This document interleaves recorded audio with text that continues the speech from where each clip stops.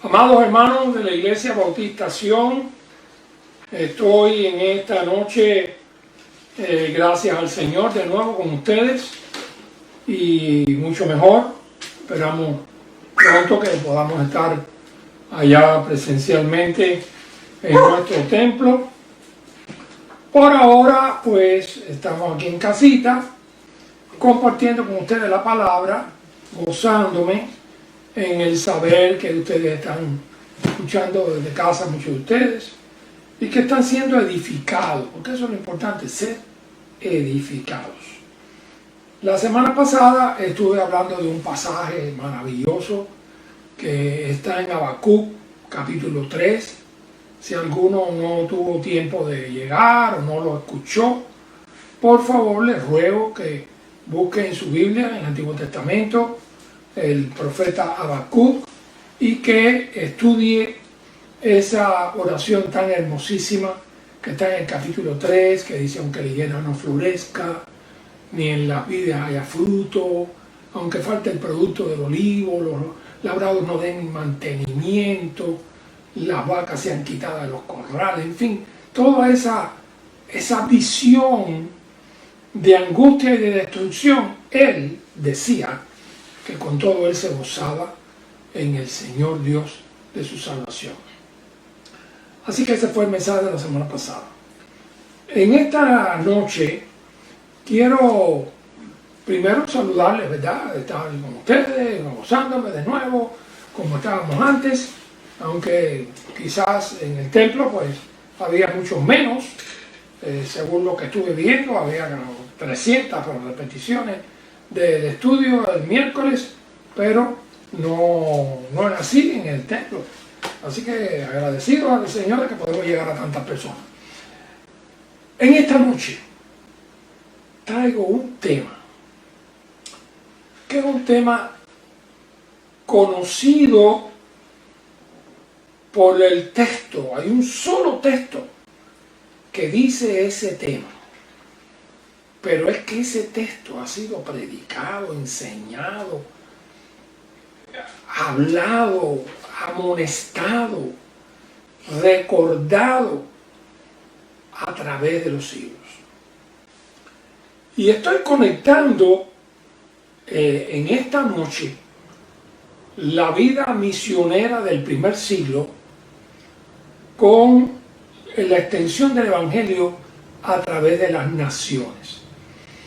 Quiero que entiendan que cuando ustedes leen Apocalipsis, en el capítulo 2 y capítulo 3, donde está el mensaje de que les hablo, las iglesias, las 7 iglesias de Asia, que ahí están las 7 iglesias, uno de esos mensajes que es archiconocido es el mensaje que el apóstol Juan, a través del Señor, le manda a las iglesias.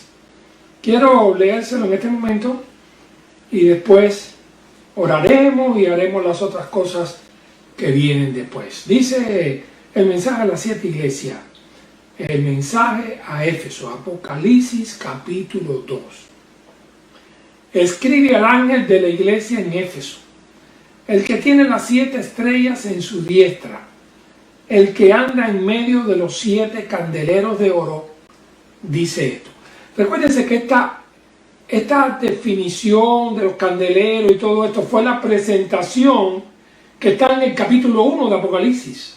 Si usted lee Apocalipsis 1, usted va a ver la visión del Hijo del Hombre en medio de los candeleros y todas estas cosas. Ahora te dice en el capítulo 2 que ese Señor que se pasea entre los candeleros dice esto: yo conozco tus obras y tu arduo trabajo y paciencia, y que no puedes soportar a los malos, y has probado a los que se dicen ser apóstoles y no lo son, y los has hallado mentirosos, y has sufrido, y has tenido paciencia, y has trabajado arduamente por amor de mi nombre, y no has desmayado.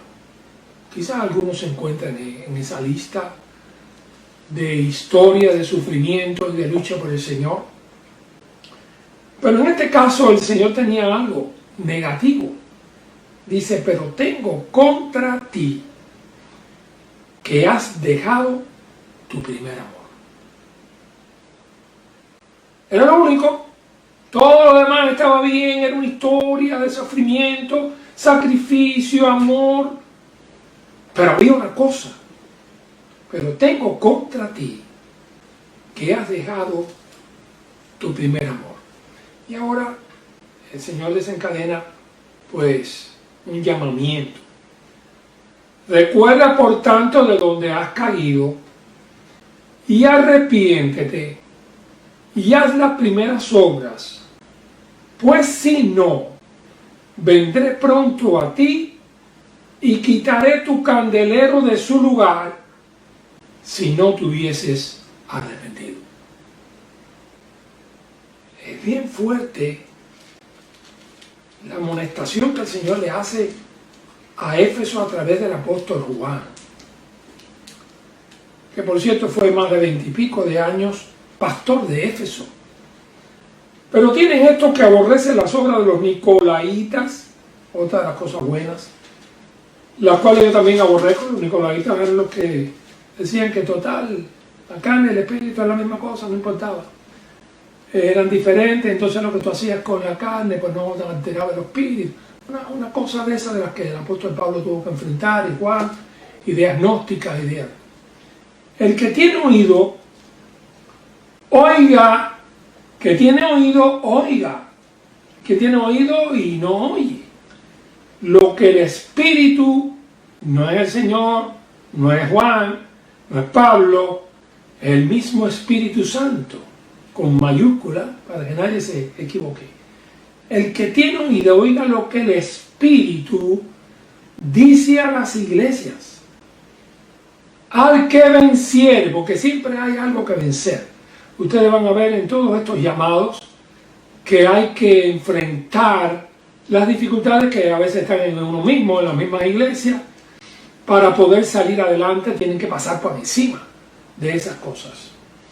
Al que venciere, le daré a comer del árbol de la vida. Oye, esa es una promesa que nos lleva hasta Apocalipsis. El cual está en medio del paraíso de Dios. Es un pasaje extraordinario. Siempre la Biblia es extraordinaria. Pero no sé qué pasa, que hay cristianos que se pierden todos estos grandes pasajes. No los mastican. Así que yo quisiera, mis queridos hermanos, esta noche, hablarles, compartir con ustedes cómo pasa esto. ¿Por qué razón? El apóstol Pablo, ahí lo vamos a ver ahora, en los viajes misioneros del apóstol Pablo, él fundó las iglesias en Asia Menor, un movimiento misionero que llevó la sede misionera de Jerusalén hasta Antioquía, porque el Señor sabía que el mundo grecorromano necesitaba la voz del apóstol de los gentiles. El Señor estaba preparando el futuro del evangelio para que saliera hacia el mundo. No podían quedarse en Jerusalén porque allí todo iba a ser destruido.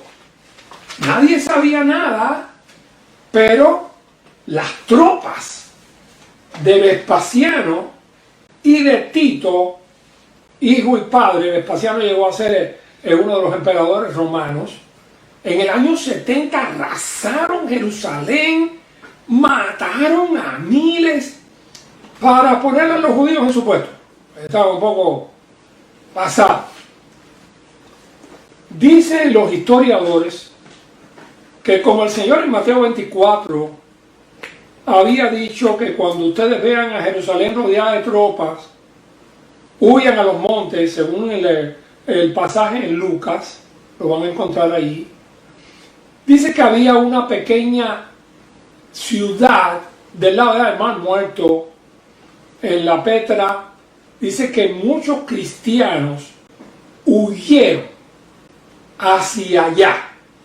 Y dice que de Scott Laturet y también Flavio Josefo que es por eso que quizás muchos cristianos se libraron de la destrucción que vino sobre los judíos. Recuérdense que el cristianismo era una religión judeocristiana. Nuestros anales comienzan en el Antiguo Testamento y vienen caminando por medio de toda la historia que Israel pasó, es parte de nuestra propia historia. Y aunque nosotros pensemos que Israel es una cosa y la iglesia es otra, lo cierto es que todo eso influyó en los profetas, en el Mesías, en la expectativa de los cristianos. ¿Cómo llegó el Evangelio a cambiarse? ¿Cómo esas iglesias que fueron ganadas por Pablo, que fueron iglesias misioneras, recuérdense de Aquila, de Priscila, recuérdense de todo ese avance misionero, cómo solamente en 30 años, porque el apóstol Juan está escribiendo Apocalipsis en el año 95, y el apóstol Pablo salió en sus viajes misioneros en el año 63. Entonces, ¿cómo es posible que todo eso llegara a ser así? Mis hermanos, estamos en medio de una batalla. Tenemos que prepararnos porque el futuro siempre ha sido incierto. Vamos a orar y vamos a pedirle a Dios que nos dirija, que podamos darles a ustedes la métrica exacta de qué quiere decir todo eso y cómo el Señor nos preparó a nosotros y al mundo para que escuchara su voz. Oramos. Querido Padre, gracias, porque en las horas más oscuras del cristianismo tú has tenido un remanente, has levantado un pueblo, has levantado misioneros en medio de la nada. Y cuando uno ha caído y ha muerto, otro ha tomado el estandarte y ha seguido. Y esa es la historia del cristianismo, una historia bellísima, donde nunca ha faltado alguien que levanta tu bandera y levanta el Evangelio para las futuras generaciones. Así que hoy, tantos siglos después, el Evangelio no pudo ser detenido ni por Roma, ni por los ejércitos, ni por los poderes de la Edad Media, ni por toda la persecución en el mundo, porque tú proteges tu iglesia. Es tu iglesia la que tú amas, la que tú vienes a buscar. Bendícenos, Padre, ayúdanos, que esta noche podamos recibir tu bendición. En el nombre de Jesús. Amén. Antes de definir un poco el principio del primer amor y todas estas cosas, me gustaría conectarles un poco con el mundo del Nuevo Testamento. Yo quiero que ustedes se den cuenta que cuando ustedes abren su Biblia en el Nuevo Testamento y buscan el libro de Mateo, ahí en Mateo 1, donde está Elizabeth y María y el nacimiento de Jesucristo, el libro anterior es Malaquías. Pero es bueno que ustedes sepan que de esta hoja a esta pasaron 400 años. Y en esos 400 años se preparó y se caldeó todo el mundo donde Jesús nació. Pasaron muchas cosas. No solamente fue el imperio babilónico, el imperio medo-persa. Después empezaron problemas más serios.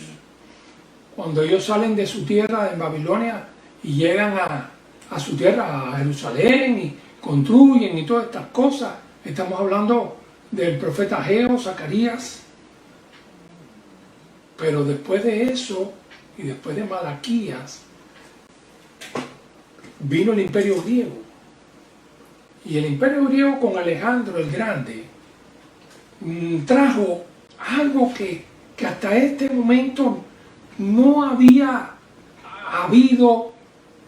Los medopersas no habían amenazado la cultura espiritual, ni tampoco los babilonios, porque ustedes saben que Daniel, Sadrach, Mesach, Abednego, los fieles cambiaron Babilonia y le dieron testimonio a muchos reyes del poder de Jehová, y mucha gente se convirtió allá por la obra de estos jóvenes que ustedes reconocen, Daniel, Sadrach, Mesach, Abednego, Esther, Nehemías, en fin. Pero estamos hablando ahora del helenismo. Estamos hablando de una cultura sucia, perdida, pecadora. Estamos hablando de una cultura que tenía muy poca moral, y que todo esto fue minando la fe de muchos cristianos. ¿Ustedes se acuerdan? De Afrodita y de los templos esos paganos con sus miles de sacerdotisas. Eso eran tropiezos para Israel. Pero aquí en un folleto que tuve que hacer una evaluación crítica sobre el mundo del Nuevo Testamento, de uno de los grandes hombres escritores, de los grandes, estoy diciendo, de los grandes pastores que defendieron nuestros principios, Dana, que fue director del Seminario del Sur por muchos años, evangelista, misionero, escritor, profesor.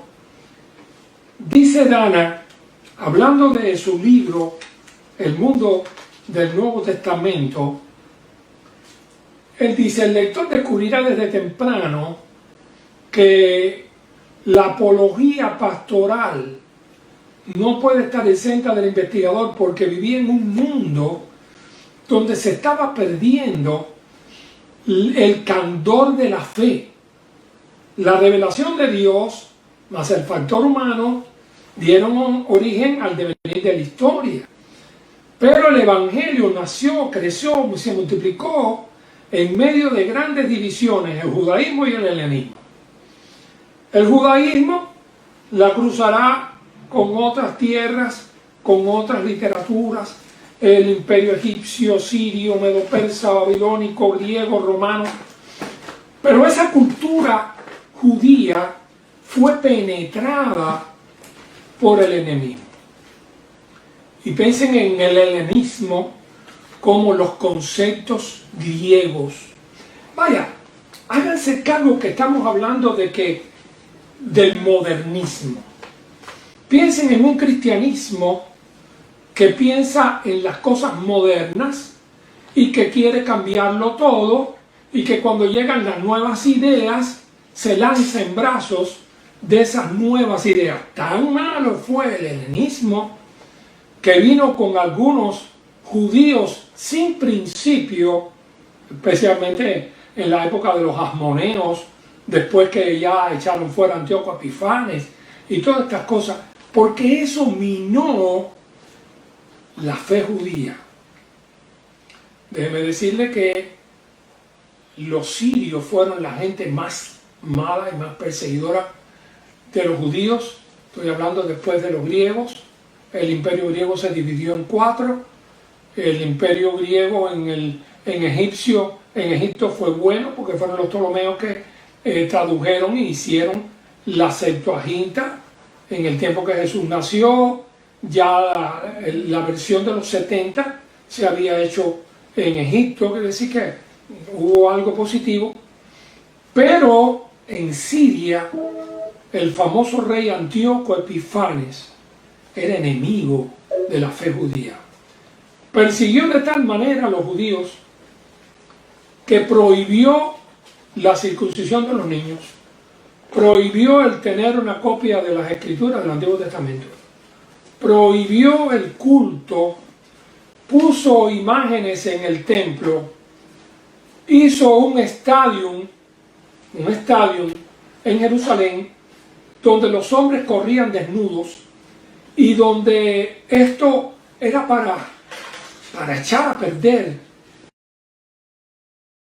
el ánimo y la moral de los judíos. En el año 168 mató una puerca sobre el altar de Jerusalén y obligó a los judíos a comer carne de cerdo, y las cosas que hizo fueron terribles. No pudiendo aguantar más aquellas cosas, la familia Moneo de Matatías se levantó en armas y desalojaron a los sirios. Pero ya había principios que se habían creado, y el helenismo que vino con los griegos minó mucho, no solamente del judaísmo, sino también del cristianismo.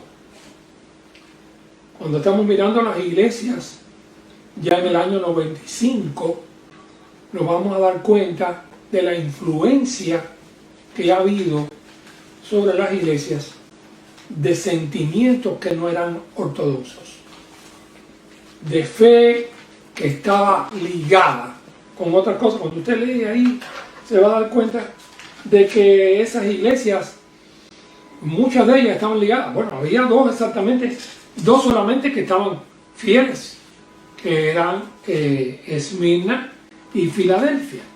Fueron dos, y de las otras, todas las otras estaban ligadas. En Éfeso se había perdido el primer amor. Esmirna era fiel y iba a tener que pasar por la cárcel. Pérgamo tenía olvido del Señor y mantenía doctrinas como la de Balaán, que era la doctrina aquella de aceptar la sacerdotisa y todas aquellas cosas. Enseñaba a cometer fornicación. Imagínense ustedes, ¿cómo ustedes entienden una iglesia de Jesucristo, que permite que los miembros cometan fornicación? Que los miembros sean idólatras. ¿A dónde llegó?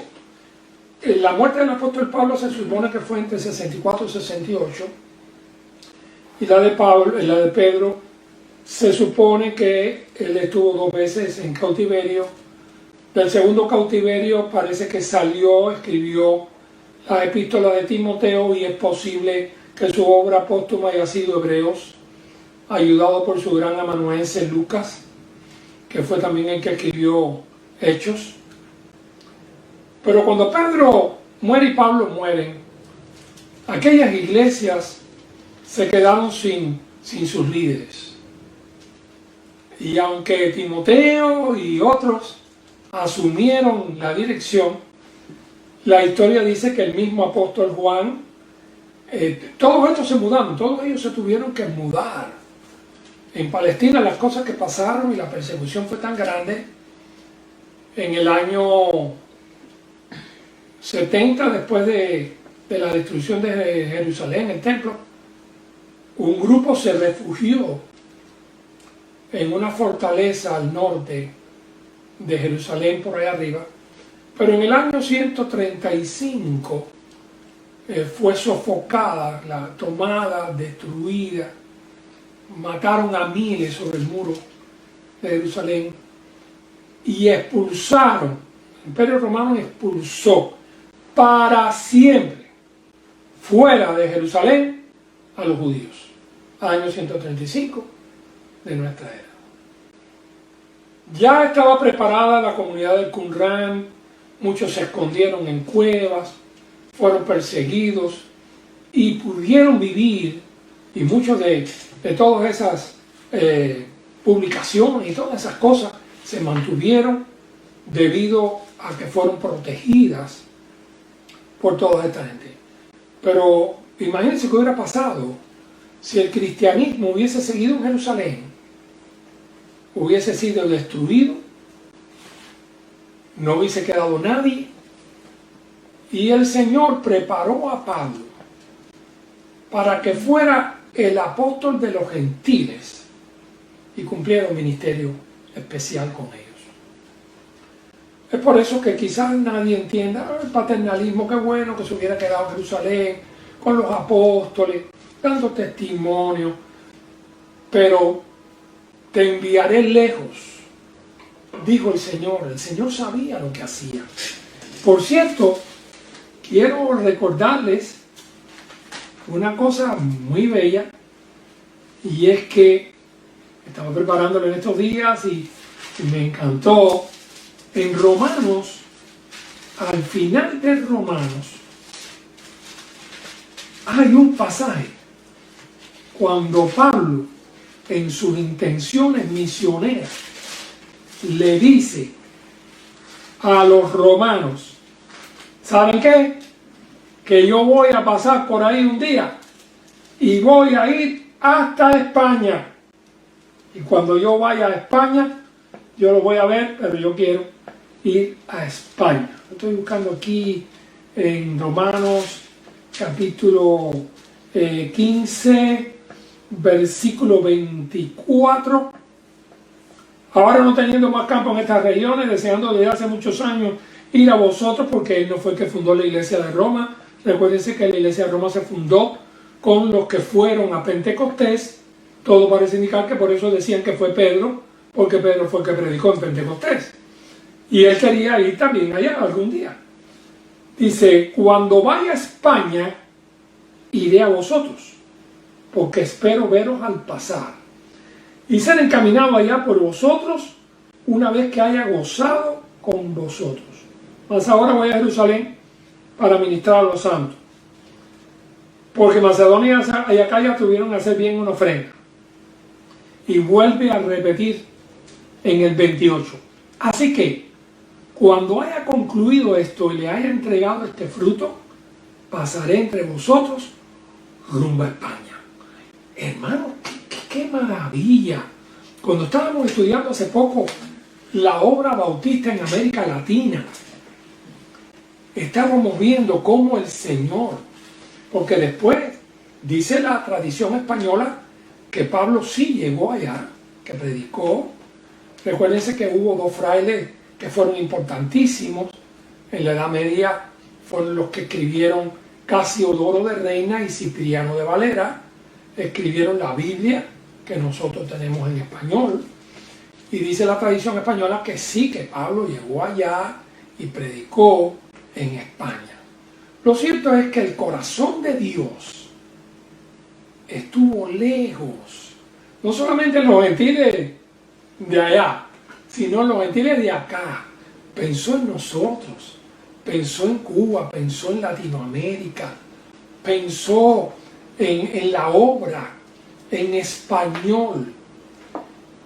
Estaba viendo una de esas maravillas del llamamiento, que quien fundó la Junta Misionera de Richmond en Argentina fue un muchacho que cuando tenía 17 años, por allá, vivía cerca de donde estaba Spurgeon, por allá arriba, leyó un librito que hablaba de Argentina. Dice que él estaba trabajando en la chacra de su padre y escribió en un árbol, como si fuera una carta a Dios. Le dijo: yo quiero ser misionero en Argentina. Oiga eso, 17 años tenía. Pues ¿sabe qué? Que se graduó, estudió, se graduó con honores, se hizo doctor en divinidades y le planteó a la Junta Misionera de Estados Unidos que él quería ir de misionero a Argentina.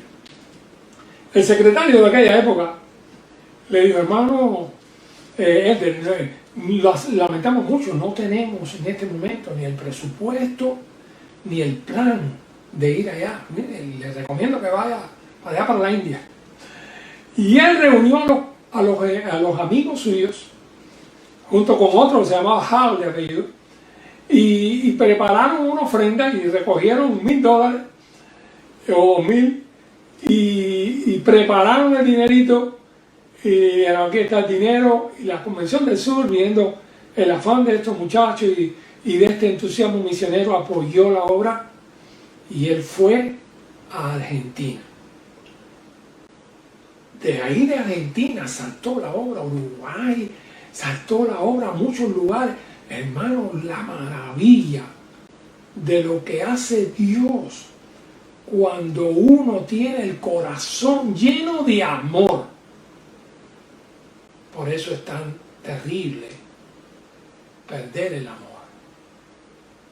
Perder el primer amor es como quedarse vacío.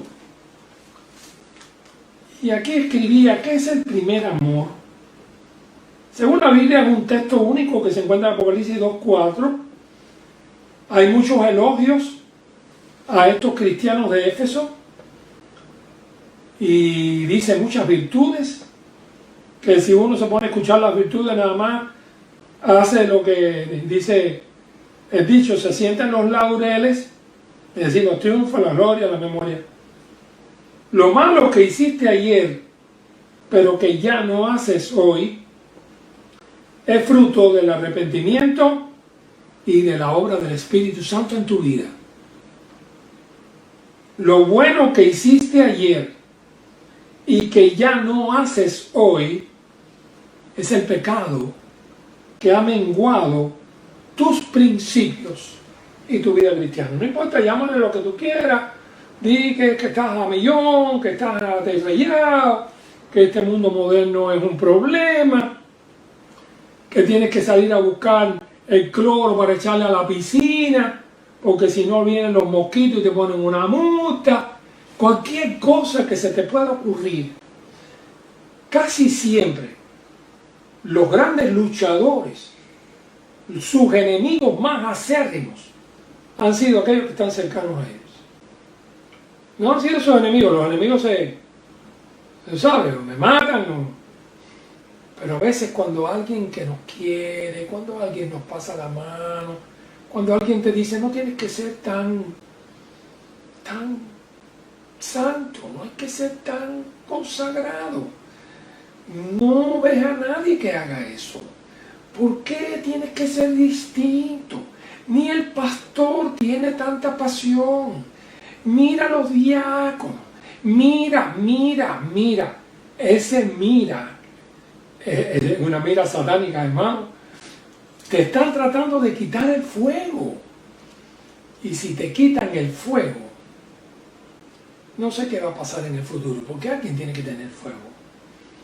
Alguien tiene que tener poder espiritual para levantarse en medio de las cenizas y andar. Quizás a alguno le haga falta leer la historia de los anabatistas en el mundo, del sufrimiento de los primeros tiempos en la obra, quizás en la obra de tu propia patria, cuando los predicadores andaban a pie o montados en un burrito, cuando les tiraban piedras y huevos en cada esquina, cuando les ponían una caja de muertos frente a su casita y le decían que los iban a ahorcar, y a veces le metían candela a la casa. Así pasó con Ángel Valdés Pinedo en el pueblo de La Palma, en Pinar del Río. Pero lo que tenían estos hombres que no se paraban con nada. Ellos nada más que tenían marcha adelante. Si alguien quería que fuera marcha atrás, se lo siento, no hemos inventado todavía la marcha atrás. Y creo que el mundo de hoy necesita trabajar sobre qué cosa es lo que te mueve tu amor. ¿Dónde está tu amor? Hay muchos que han variado su amor hacia su familia, los nietos, los niños, mi perro, mi casita, mi cosita. Pero ese paternalismo tiene que cambiar. Según estoy viendo, tormentas de pasiones, de infidelidad y de persecución se ciernen sobre el pueblo de Dios. Tiene que leer el Apocalipsis, tiene que leer Tesalonicenses, tiene que darse cuenta que los mismos padecimientos se van cumpliendo sobre todos vuestros hermanos en el mundo. Es imposible, la senda es estrecha, nunca será ancha. Siempre será difícil, y es verdad que hay iglesias que viven en victoria, porque mayoritariamente el grupo grande de la iglesia se sacrifica, trabaja, lleva adelante el evangelio, pero a veces hay poca vista, a veces hay poca visión de lo que se puede hacer. A veces se puede contar muy poco con evangelistas en la calle.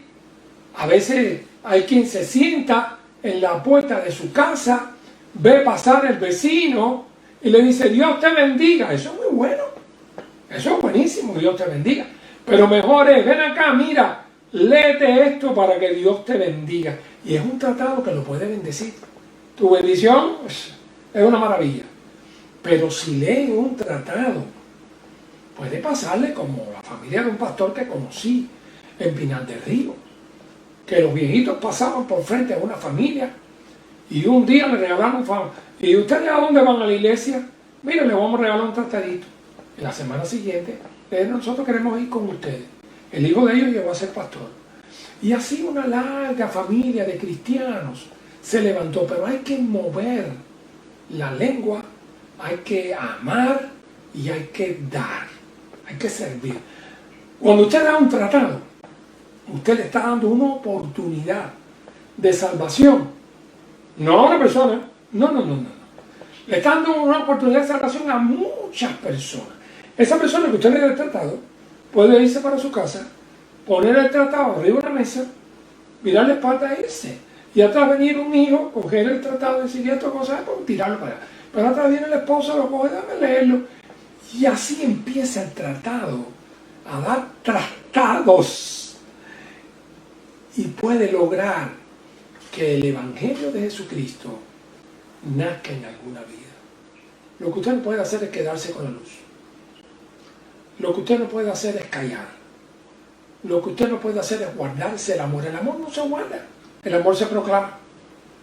Cuando estoy pensando en el primer amor y estoy tratando de simbolizarlo con algo, pues no hay una definición completa de la frase el primer amor, pero ahora pienso amor de estudiante, el amor candoroso, aquel que no tenía nada malo, que te pasaba por frente al aula que tú no tenías que pasar, porque había una muchacha que se sentaba al lado de la reja de la ventana y tú querías verla, nunca supiste cómo se llamaba, nunca te atreviste a decirle nada, pero qué bien te sentías cuando pasaba y la veías. Amor de estudiante, amor que es capaz de hacer las mayores locuras. Oigan esto, cuando uno ama y es joven, puede estar aparejado con una personalidad entusiasta para ideas muy fogosas, para emociones, sacrificada para los obstáculos, independiente para los opositores, investigadora para sus maestros, obstinada para sus intérpretes y psicólogos, y muy arriesgada hasta para los agentes de la ley. Es decir, que cuando usted ama, el amor te impulsa. Es como diría Pablo, el amor de Cristo nos constriñe. El amor de Cristo nos constriñe, nos impulsa, nos mueve el corazón.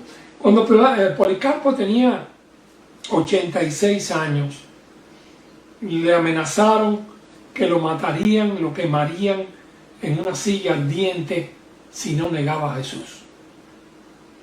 Y allí prepararon la silla, la pusieron al rojo vivo, pusieron a Policarpo allí, le dieron la oportunidad de retratarse. Y Policarpo, un viejito, pero lleno de amor a Dios, le dijo, 86 años le he servido, nunca me ha abandonado. ¿Cómo ahora voy a abandonar al que murió por mí en la cruz? ¿Cómo? Y ahí sentaron a Policarpo, pero Policarpo voló a las mansiones celestiales, sonaron las trompetas, vino la corona de vida y oyó al Señor decirle, bien, buen siervo y fiel, en lo poco fuiste fiel, en lo mucho te pondré, entra en el gozo de tu Señor. Y estoy pensando, mi querido hermano, que eso tiene que llegar de todas maneras. Con sillas dientes, sin sillas dientes, sea por coronavirus, por que te resbalaste en la calle, porque no miraste el carro que venía, porque te dio un infarto. Algún día nos iremos de este mundo. Pero no es lo mismo irte de este mundo en la lista de los que dejaron el primer amor, que irte en la lista de aquellos que dieron la vida, la sangre, la fuerza, su casa, su familia, sus bienes y su vida por Jesucristo. No es lo mismo. Por lo menos mi Biblia no dice que es lo mismo. Así que un corazón para amar, para entregarse, tuvieron Daniel, José, Isaías, Jonatán, David. Y en la historia hebrea, aunque vamos a decir que no estamos llenos del Espíritu, nosotros tenemos el Espíritu Santo, ellos no lo tuvieron, el Espíritu venía y se iba, nosotros tenemos algo mejor que ellos. Pero lo cierto es que hay personas que no se dan cuenta que están variando su personalidad espiritual. Quizás deberían hacerse un análisis, a ver cómo está, si están teniendo anemia espiritual. Le voy a decir algunos síntomas. Hastío. Da igual, total. Mediocridad. Estando regular está bueno. ¿Para qué tanta esfuerzo? Legalismo. Es bastante algo, ya yo cumplí. Que los demás hagan su parte. Incredulidad. Yo no creo que esto sirva de mucho. Hay gente que esto no les interesa para nada. Excusa. Caballero, la verdad que todos los días hay que hacer algo. Una simple pregunta te voy a hacer, mi querido hermano. ¿Cómo logras alimentarte? ¿Dónde está tu Biblia? He conocido cristianos que no tienen Biblia. Me callo porque no quiero molestar a nadie. Pero el cristianismo es el libro de la Biblia, el pueblo de la Biblia. Antes pues se hablaba de que ver a un cristiano en la calle con su Biblia era una predicación. Hoy veo padres que no andan con la Biblia, los hijos no la tienen. Madres que tampoco. Tíos, abuelos, gente que no tiene la Biblia. Y llega a la iglesia y bueno, no es que tenga el tablet, no es que tenga el teléfono, es que no tiene nada. Y tenemos que resucitar que el cristiano es el pueblo de la Biblia. Les decía el domingo pasado, el miércoles, que si usted se levanta por la mañana y cuando usted pone los dos pies frente a su cama, usted no ora y le pide al Señor que le dirija en ese día, porque usted va a tener menos poder espiritual. Pero si usted lo que hace en ese momento es prender Facebook, o si usted lo que hace es poner el noticiero, usted no va a poder prepararse espiritualmente, mi hermano. Tome su Biblia, es el momento más tranquilo, quizás en su casa. Tenga un libro de la Biblia por donde está leyendo para que pueda aprender. Quizás usted piensa que sabe Biblia, pero quizás cuando yo estoy explicando estas cosas, usted jamás las había oído. Y es necesario que seamos poderosos en la Escritura, porque el mundo que viene nos van a exigir, nos van a atacar, nos van a cuestionar nuestra fe.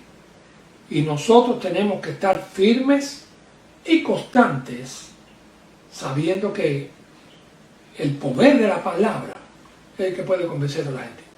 Su poder, su convencimiento, el mío, no convence. El único que puede convencer es la palabra de Dios. Lo dice Romanos, ¿verdad? Romanos lo dice. Que la fe viene por el oír y el oír por la palabra de Dios. No le diga a la gente, la Biblia dice que Cristo murió por ti en la cruz. No, no, no. Dígale, la Biblia dice, porque de tal manera amó Dios al mundo que ha dado a su Hijo unigénito para que todo aquel que en Él cree no se pierda, mas tenga vida eterna. ¿Sabe por qué? Porque esa es la palabra de Dios, que es la que tiene la fuerza y el poder. Lo otro son sus palabras. Oye, el Señor dice que Él murió en la cruz por ti. Ese es un mensajito tuyo, ¿verdad? Pero no es la palabra, no es la palabra. A que se seca la hierba, se cae la flor, pero esa palabra permanece para siempre. Empieza a citar la Biblia. Cítele la Biblia a la gente. Apréndese los textos de memoria. Empiece a practicar. Tenga fe. Tal vez empiece a ver que hay cosas y gente que cambian. Y tiene que reavivar su primer amor. Tiene que recordar. Recuerde, medite. Una de las primeras cosas que leí en Selección de Selecciones, cuando era muchacho, tenía unos 10 años, decía, deténgase y medite. Y una de las cosas que le dijo el Señor al pueblo de Israel en Deuteronomio fue que tenía que recordarse de todo el camino por el cual el Señor le había traído. Que no te vayas a olvidar de todo lo que yo hice contigo cuando Jehová tu Dios te haya destruido delante de las naciones para poseerla. No te vayas a olvidar de todo el camino por el cual te he traído en estos 40 años para hacerte bien, para bendecirte. No se te olvide, mi mano.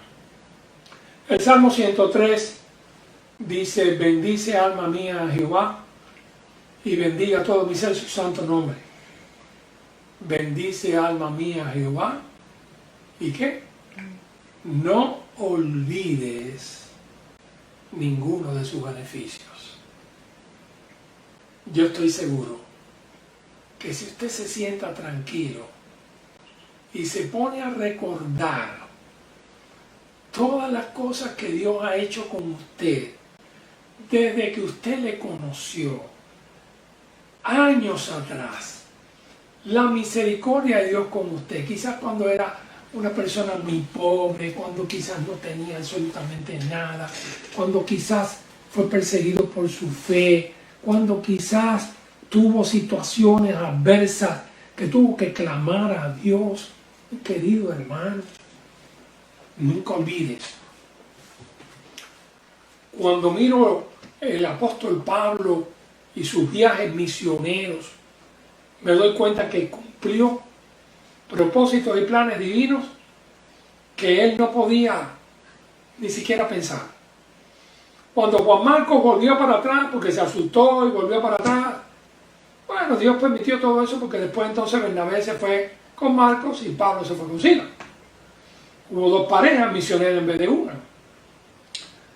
Pero Pablo siempre se dejó guiar por el Espíritu. Recuérdense que él llega a Asia y predica en Asia, porque cuando él va a predicar en Bitinia no lo deja el Espíritu y entonces lo lleva en una línea recta hasta Troas, y cuando llega a Troas él ve la visión del varón macedonio y dice, pasa a Macedonia y ayúdanos. Dios pensaba lejos, Dios pensaba en el futuro, Dios pensaba en el helenismo que vendría, Dios pensaba en la persecución que vendría, Dios pensaba en que Roma iba a cambiar, en 300 años iba a cambiar Roma, iba a vestirse una cara cristiana, iba a inventar un cristianismo que a la larga iba a ser perseguidor de los cristianos, se iba a convertir en el peor azote del cristianismo hasta la Edad Media, y después a través de los siglos en el nuevo mundo.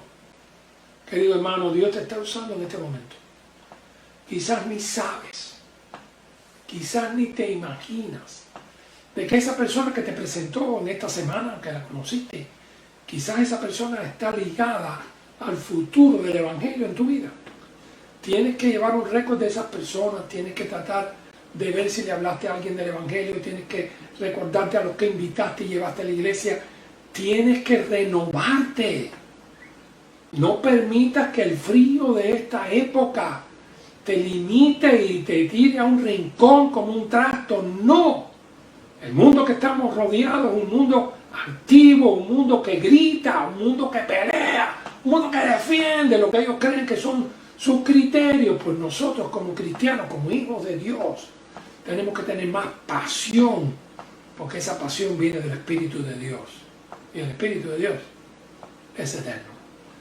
Así que en esta noche te invito a que no olvides de aquella época, cuando hacías cosas que hoy en día dices, oye, pero ¿cómo lo hacía?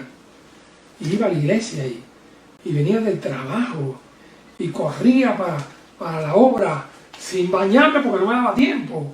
Pues tenía que ir a la unión de preparación y todas esas cosas. ¿Has perdido el primer amor? ¿Se te ha ido? ¿Lo has cambiado por otra cosa? Para tu salud espiritual te voy a decir de que siempre el Señor estará escuchándote.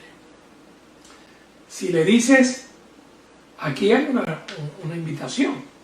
El Señor dice, arrepiéntete y haz las primeras obras. Son dos cosas.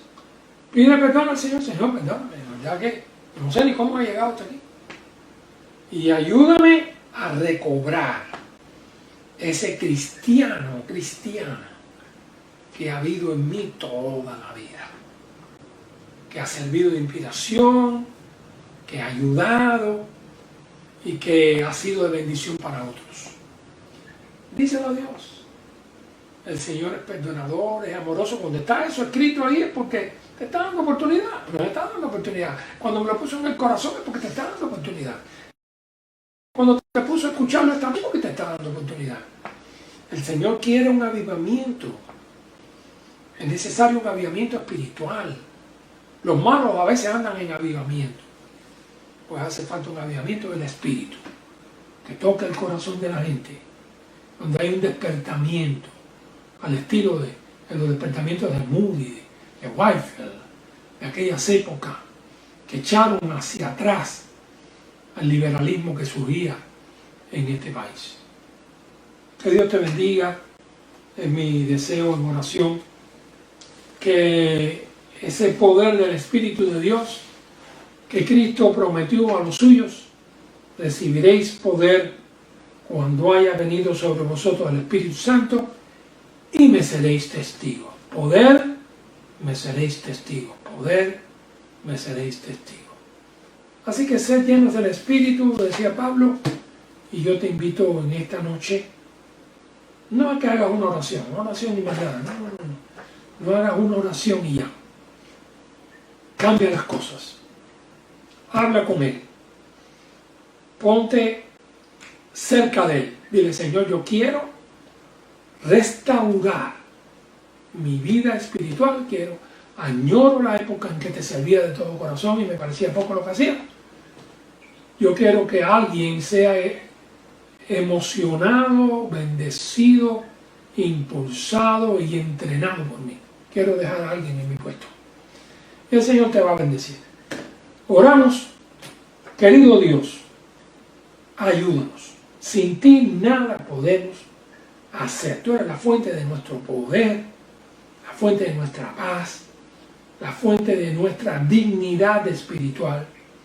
Revístenos, Señor, de esa armadura que dice Efesios, la armadura de la fe, la única que puede resistir los dardos de fuego del maligno que nos rodean por todas partes.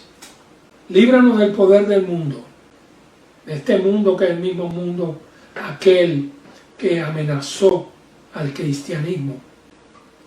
Y danos, Señor, la fuerza para vivir una vida cristiana, consagrada, de acuerdo a tu palabra.